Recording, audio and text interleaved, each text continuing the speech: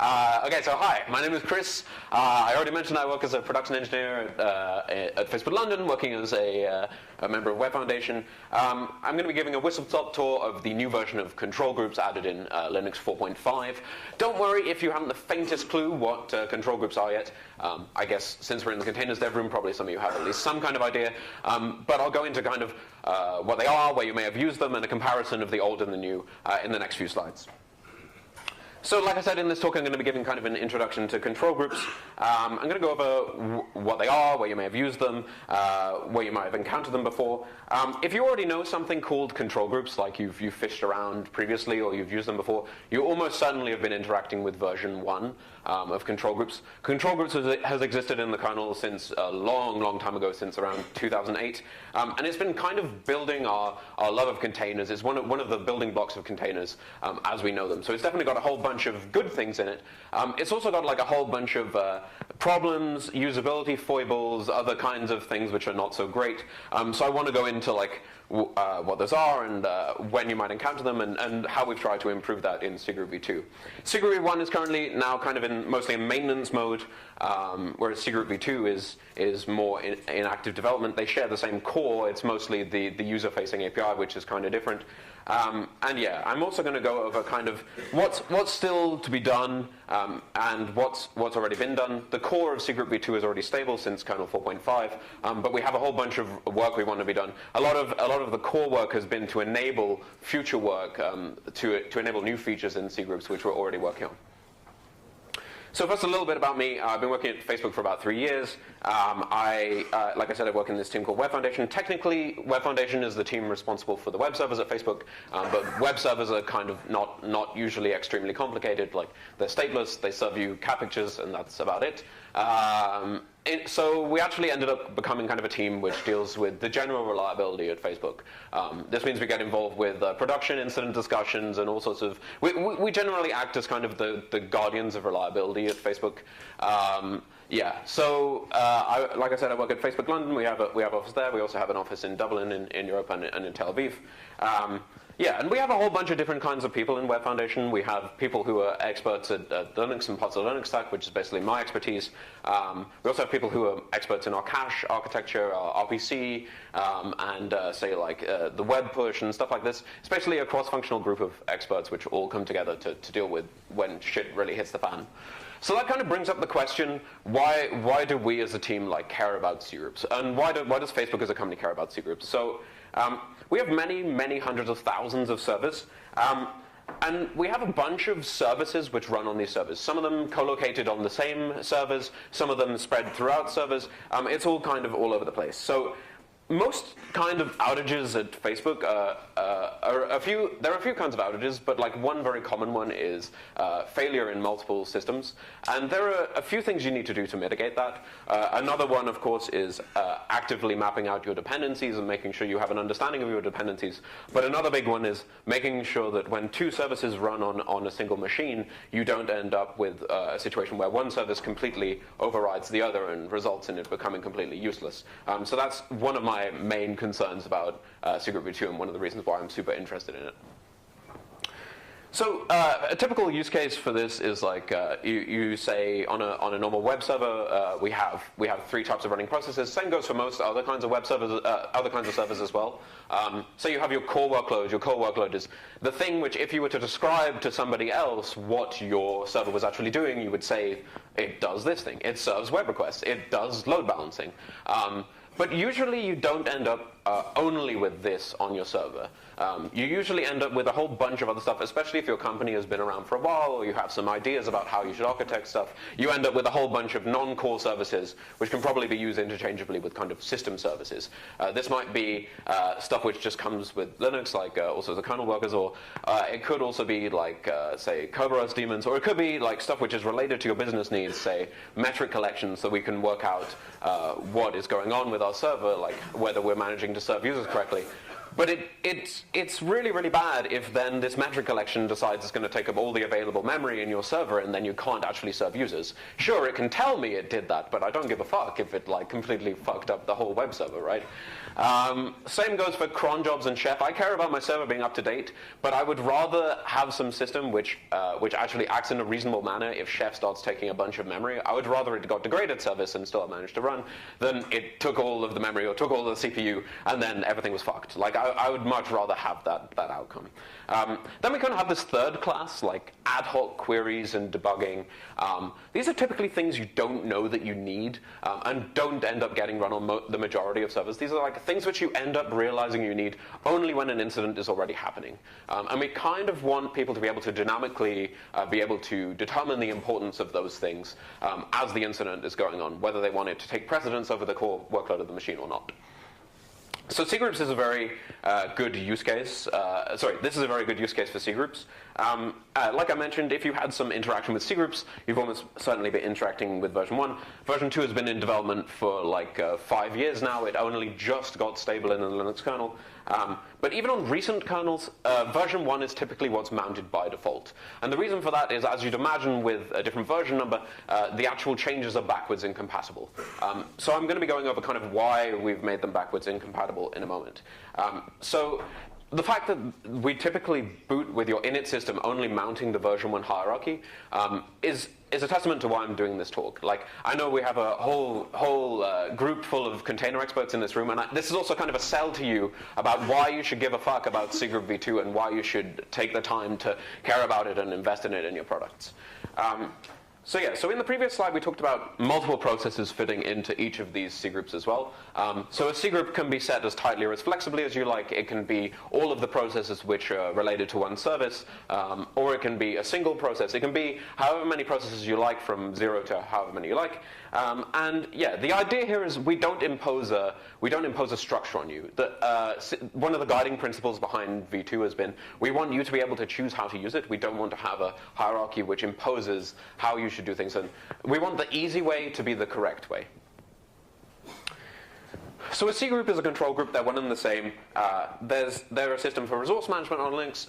Like I mentioned, a resource here means like CPU, I/O, memory, and management here can mean, for example, accounting. Like we know how much memory some processes in some particular cgroup are using. It can also be limiting, like we hit a particular threshold and we take some violent action to curb that. It can also, in V2, there's also been some work towards throttling, which I'll go in as well. Generally, killing or whatever is quite violent, so we want to have some remediative actions instead of just straight up killing stuff. The way that cgroupv2 and v1 work are essentially you have this hierarchy at sysfs cgroup. It's just a bunch of files and directories. We don't have a system call interface. There may well be one in future, but we don't currently have one. The reason this is kind of a good thing is it's really easy from some user space application, even if it's not written in C or C++, and you don't have access to C library functions or system calls easily. You can easily go and find out the state of your system when it comes to cgroups. You can just look at some files. Like I would hope that all of you are using languages which can like open a file, make a directory, remove a directory. Like, yeah, I would hope like whatever the new hip kids are using still supports those kind of things. So each resource interface is provided by a controller. You'll probably hear me use the word controller, resource, and domain kind of interchangeably. The idea is you write files in like that apply to some particular controller. This controller takes the values which you provided and it provides them to the kernel, and the kernel makes some kind of decisions based on what values you gave it. So it's essentially the backing store for all of the stuff which you input to cgroups. So as mentioned previously, like workload isolation is a really big use case for cgroups. So you might have many background jobs on a machine, but you don't want them to override the main workload. That's the case which we talked about first. There are also some other cases, like say you have a tier which runs asynchronous jobs in the background. We have that at Facebook. And some jobs have higher priority than others. Priority is a very abstract concept, but priority usually has something to do with resources. It usually means either you expect it has more memory or less CPU or something like this. It's very much up to you, like what exactly that priority means. You also have shared environments. Say you're a VPS provider or something like that, and you don't want some particular user to be able to use that container and steal all the resources from all your other customers, which are now going to go and leave you a bad review. There are kind of a lot of use cases for C groups here.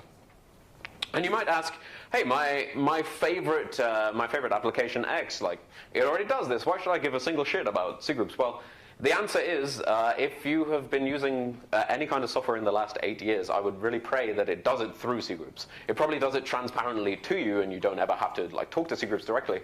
But the backing for all of these is C groups. Like, that's how they do resource limiting. So let's go concretely over how this works in version 1. So in v1, sysfs cgroup contains the names of all the resources which have a controller. So this might be CPU, memory, PIDs, that kind of stuff. And inside these resource directories, there's another set of directories which are the C groups themselves. So these C groups exist in the context of this resource, and you put processes into those C groups. For example, we have the PIDs one at the bottom, so because this is to do with PID resources, it contains files in those directories, and those files are related to how many PIDs you can have in a C group, for example. And we also have the concept of like having its own hierarchy for resource distribution. So in C group v1, you have a resource, and then you have a C group hierarchy underneath each resource. So even if C group 3 here was called the same as C group 1, say they were both called foo, from the kernel's perspective, they have absolutely no relation to each other. This is kind of important because if you look at how, for example, systemd sets out C groups typically, you often end up with quite similar looking hierarchies in different resources, and you might even be inclined to believe they have some relation to each other. Well, from systemd's perspective, I'm sure they do, but from the kernel's perspective, they do not. And that results in a whole slew of like subtle issues which cause problems at scale, which I'll go into in a moment. C groups are nested inside each other in this example. So when a C group is nested inside another, typically what it means is it can control some limited amount up to the maximal amount of its parent. So if you have a memory C group and then you have a child of a C group which is also another C group, then you can limit up to the maximum of its parent. So the resource that controls these C groups, or the C group hierarchy that they're in, determines what kind of files there are. I already mentioned that if you're in the memory hierarchy, you can only access files related to memory. Like, for example, there's this file memory.limit in bytes. You can read the limit in bytes from it, or you can write to it and set a separate limit in bytes. And one PID isn't exactly one C group per resource in C group v1. So PID2 here is explicitly assigned to resources A and C in C group 1 and 5 respectively, but because we don't assign it to anything in resource B, it actually goes to this root C group. The root C group is kind of a special concept in C groups. It's essentially unmanaged territory. How exactly it's managed is up to the controller, but the idea is you don't really have the opportunity to set really any limits in the root C group because it's just the starting point for resource distribution of this resource across your whole machine. So yeah, you do get some kind of accounting, but in terms of limiting, it's basically useless. So here is a concrete look at how this looks in C group v1. So you have sysfs C group, and then you have the resources, which are like block I, memory, and PIDs, and then you have the C group names, and we have nested C groups here, A inside BG for 2 resources, and B inside ad hoc for 2 resources. So once again, just as a reiteration, because this is really important that you get this, from the kernel's perspective, naming has no meaning. Like, if it's in a different resource, even if it has the same name, it has no meaning. And that has all sorts of weird implications. So here's how it looks in C group v2 by comparison. So in C group v2, we actually don't see the resources anymore. If you remember how it looked in version 1, we have resources under sysfs C group, but now we actually have the C groups themselves under sysfs C group. So how do these C groups understand which resources they are supposed to apply to if they're not inside a resource hierarchy? Well, the answer is kind of C groups are global now. They're essentially a global set of C groups, and you enable resources inside the C groups. This means that we have one hierarchy to rule them all, and the idea is like you write to a special file, you tell us what particular controllers you want to enable, and we enable them for your C group. We don't require you to create disparate hierarchies each time. You instead create one hierarchy and enable C group controllers at will.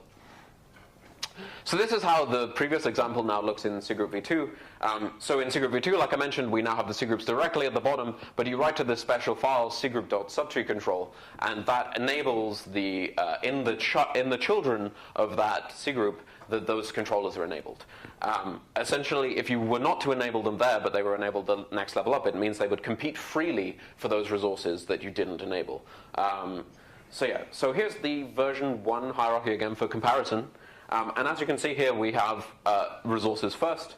And remember that in version 1, cgroups with the same name, again, don't have any relation to each other.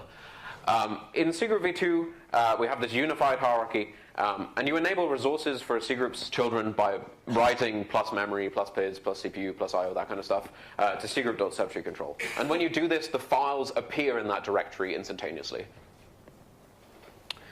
Oh, and another thing to mention is, in real life, you also need to enable the memory, PIDs, and I/O controllers at the top level for this to work, but for the sake of simplicity, I've not added them here. So the fundamental differences are obviously the unified hierarchy. Resources apply to cgroups now instead of cgroups applying to some distance across the hierarchy for a resource. This is very important for some kinds of common operations in Linux. Like, for example, you have page cache writebacks, and page cache writebacks transcend one particular resource. They happen across a whole bunch of different resources, and we need to be able to consider these actions together in unity to be able to perform reasonable limiting or other actions. We also have granularity at the thread group ID, not the thread ID level. This is a contentious point, but it's kind of important. In cgroupv1, you could essentially put different threads from the same process into separate cgroups. This has a whole bunch of weird implications. Like, for example, people would put, say, different threads from the same process into different memory cgroups. I don't know how the fuck that's supposed to work. Like, you have like basically the entire shared memory between these two fucking cgroups. I don't know. People have done insane shit with cgroups. This is the main thing. Is like, we want to guide towards a reasonable implementation, because it's not that these people are stupid. That's not the problem. It's just that cgroups in v1 were like quite overcomplicated, so it made people do some insane shit. So now limiting at the PID level kind of gets us like a more reasonable approximation of what people generally want. Also, without extensive cooperation, even for resources where maybe it would, in theory, make sense to have different threads from the same process in different resources, it often ends up being like, you have to have some way to communicate which thread from your process is doing what. And there's no standardized way to do that in Linux, right? Like, you can set the com of your thread to like some value and then look at like the value somewhere, but it's not standardized, and it's like really, really fucking hard to reason about. So yeah, it usually doesn't act in any reasonable way. In general, like, there's been a focus on simplicity and clarity in v2 over like ultimate flexibility. v1 was invented at the kind of the dawn of containerization. People didn't know what they wanted. They just know that they wanted something, and they wanted it now. So v1 was kind of a solution to this problem, and v2 is kind of more like a more developed approach to the problems we know we're having for sure now. So another new feature in v2 is the addition of this no internal process constraint. So this means that cgroups with processes and controllers enabled cannot create child cgroups.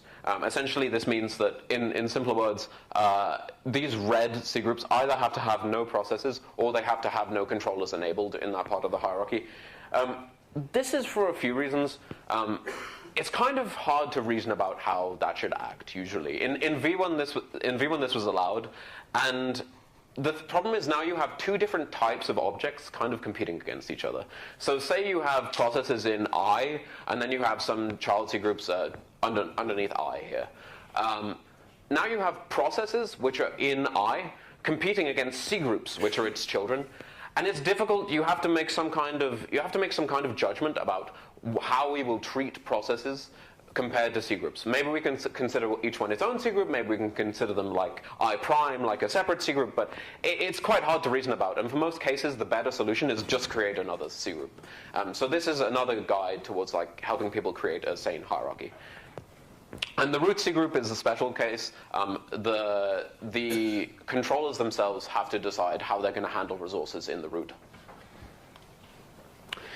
So clearly breaking the API is kind of a big deal. Like the cgroup API is a pretty fucking big deal. Like the fact that we want to create v2 instead of just improving v1 obviously needs some good reasoning there.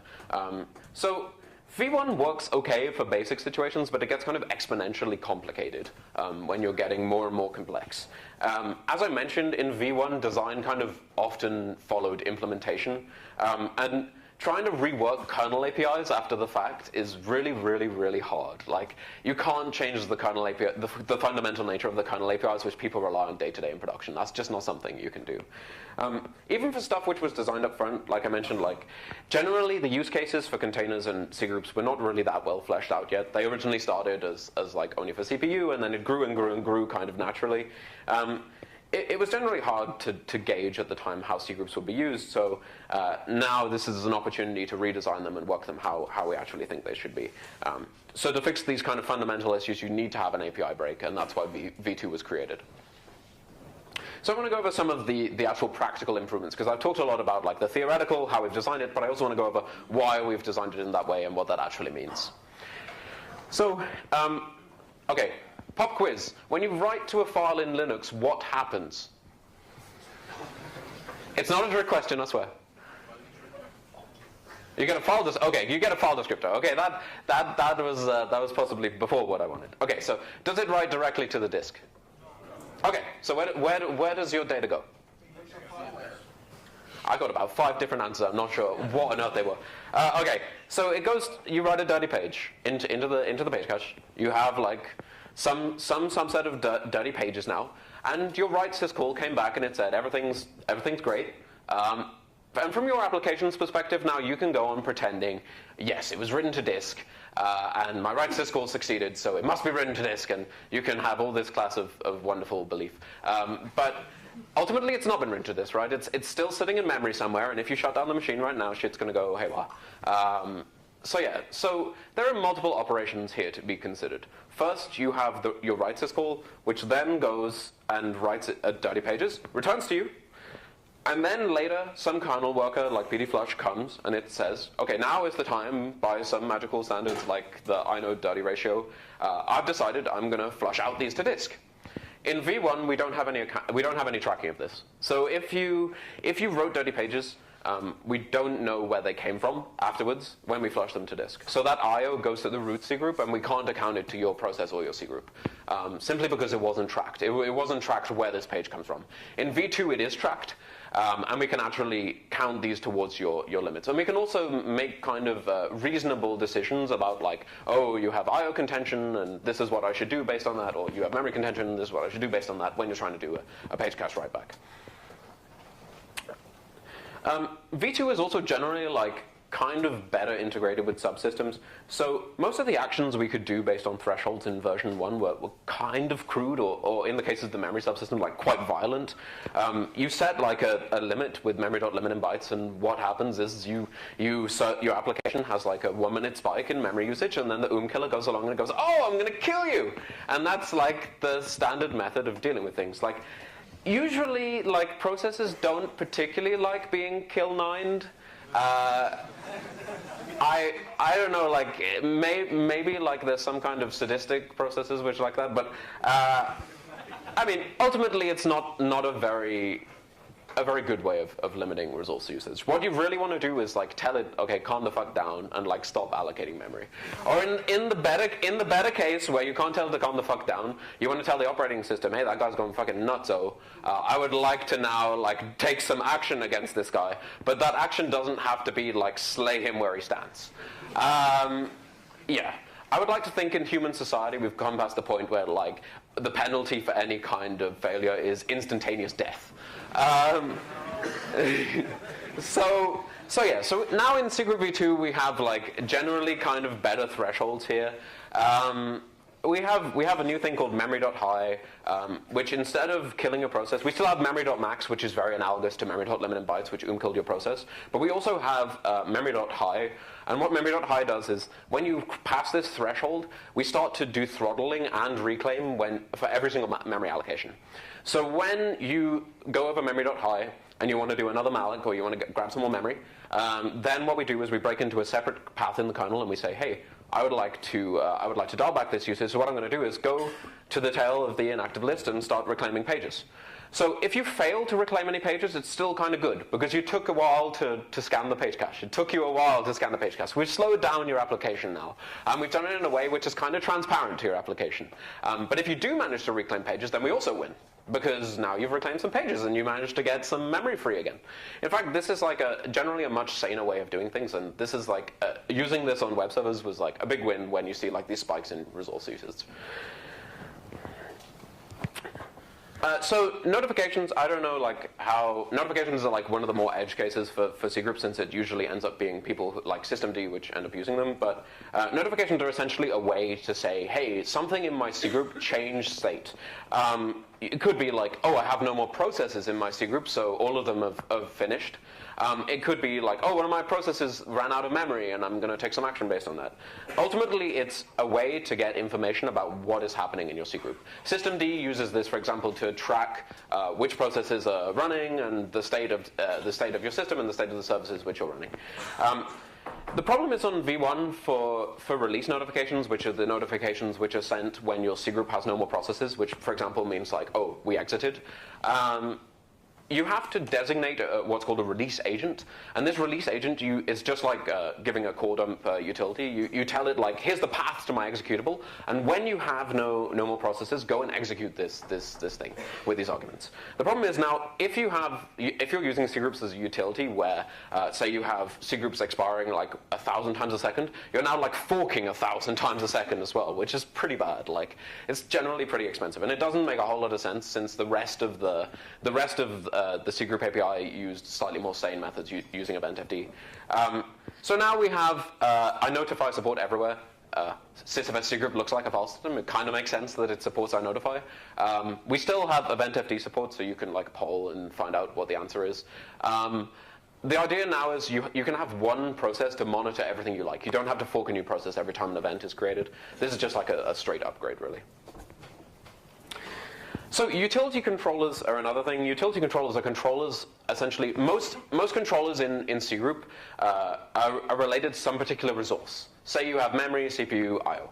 There are other ones, however, like, say, perf or freezer, which I'll also go into in a second, which are not related to some resource, but you put the processes in that cgroup based on some actions you want to take to them as a group.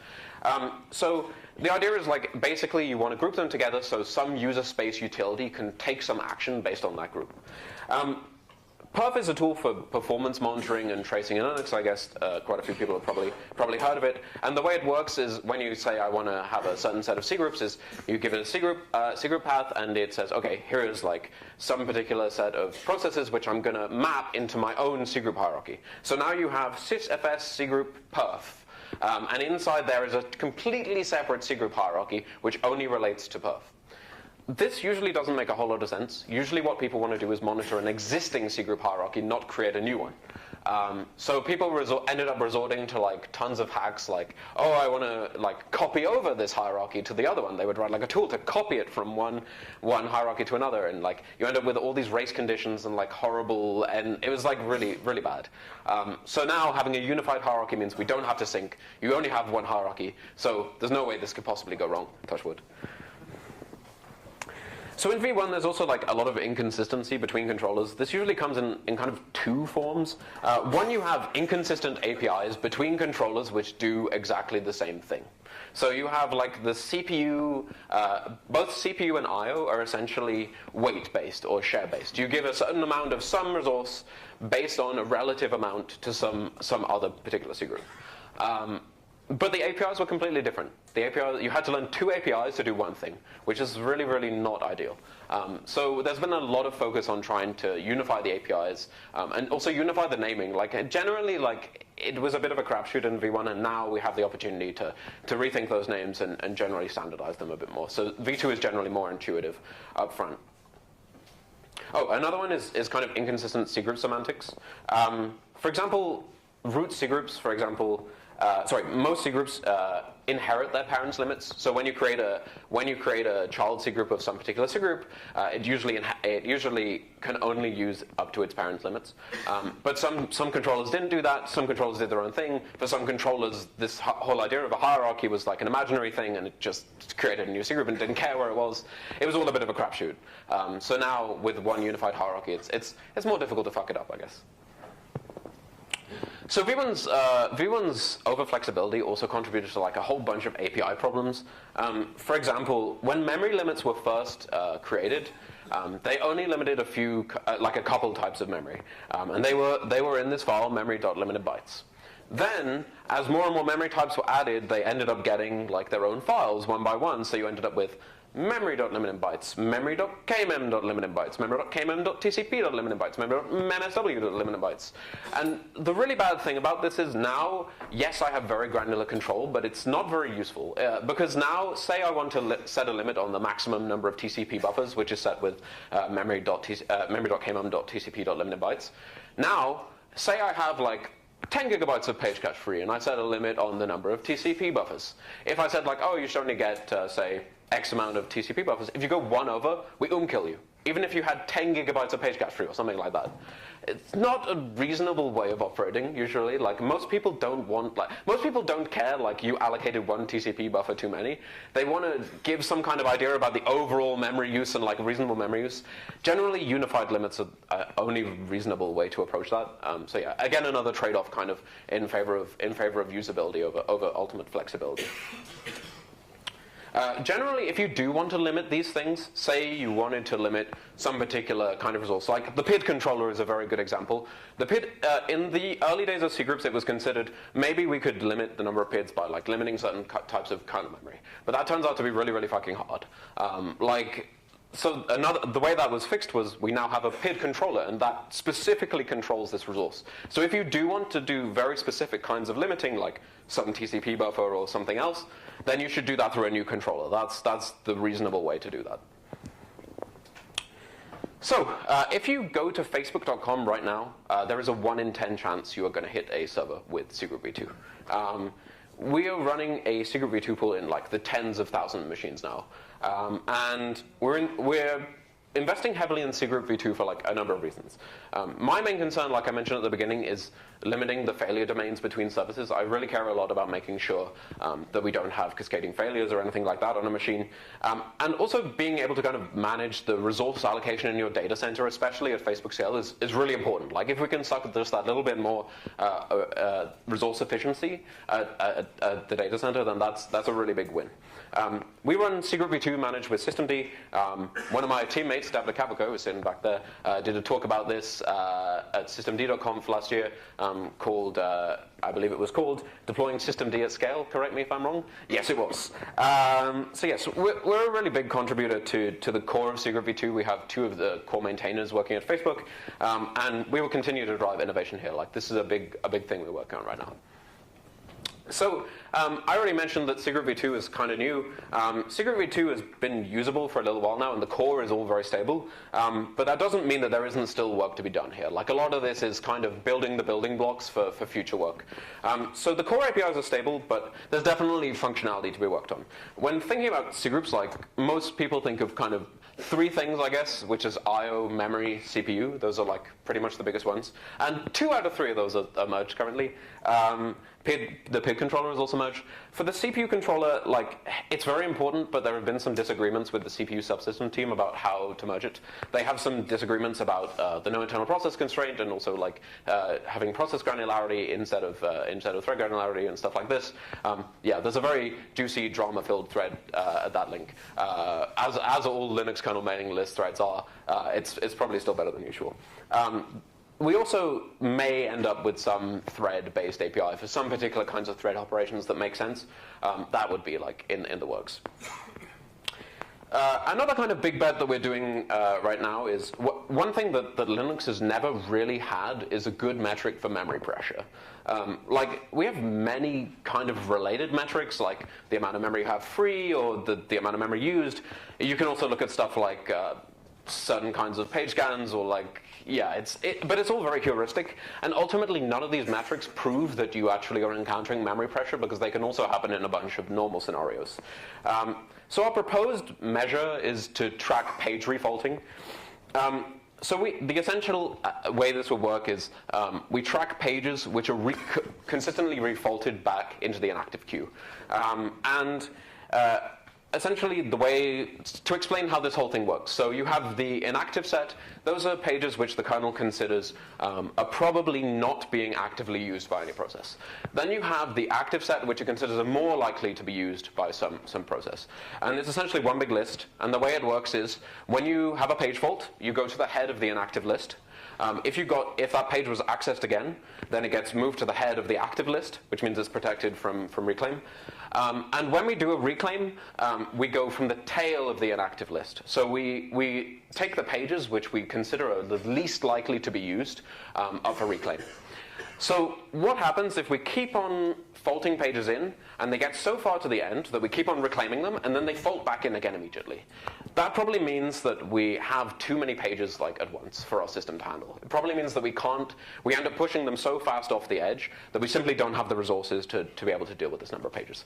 That is probably not a bad metric for memory pressure, and it's one which is currently being worked on as part of the cgroupv2 effort as well, because we do want to have those metrics around memory pressure, not just memory usage, which is kind of only tangential to the thing which you really want to know.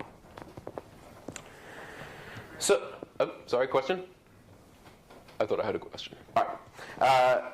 So we also have tracking now of page cache writebacks. What this first point means is we have the tracking of memory and I/O, but we don't have tracking for CPU yet. Like you spend some time on CPU waiting for network packets to come in on the network. We don't know who it's for yet because it didn't get routed yet, and we can't account for that yet. And we also can't account for the CPU we spent doing a page cache writeback yet. That's something which is going to take quite a bit of effort, but it's something which we're definitely working on at this point. Yeah, and as for the second point, I already mentioned the refaulting. Generally, the idea here is that we want better metrics for memory pressure, because right now we only have something tangential. Those of you who used V1 probably also know about freezer. Freezer is like an alternative to killing, for example. You can freeze some set of processes in their state and then go and decide oh, I want to raise the memory limit, or I want to kill them, or I want to start some new processes. It was essentially a way of freezing them in time and having some other process come and decide what to do about it. In cgroupv1, this didn't work at all, basically. If you used freezer, one of the most common things you might want to do is go and get a stack trace and work out what they were doing when they kept on allocating memory or whatever it was that you froze them for. But it's a very common situation that you would end up with say GDB. If you would try to attach GDB, it would end up in D state, which is not really the ideal result if you want to find out the stack of some process which froze. That's generally the complete opposite of what I would like. The reason is the freezer implementation in V1 doesn't guarantee that we stop anywhere reasonable. We often stop in a stack which makes absolutely no sense in the kernel. So in V2, the idea is to have a more kind of sigstop style mechanism. Sigstop is very well defined, and where it stops is very well defined as well. So it's kind of a more reasonable solution to use for stopping processes. So the V2 implementation of freezer will be more along those kind of semantics. So I talked a lot here about trying to sell you cgroupv2, but I should actually tell you how to get it probably at some point during this talk.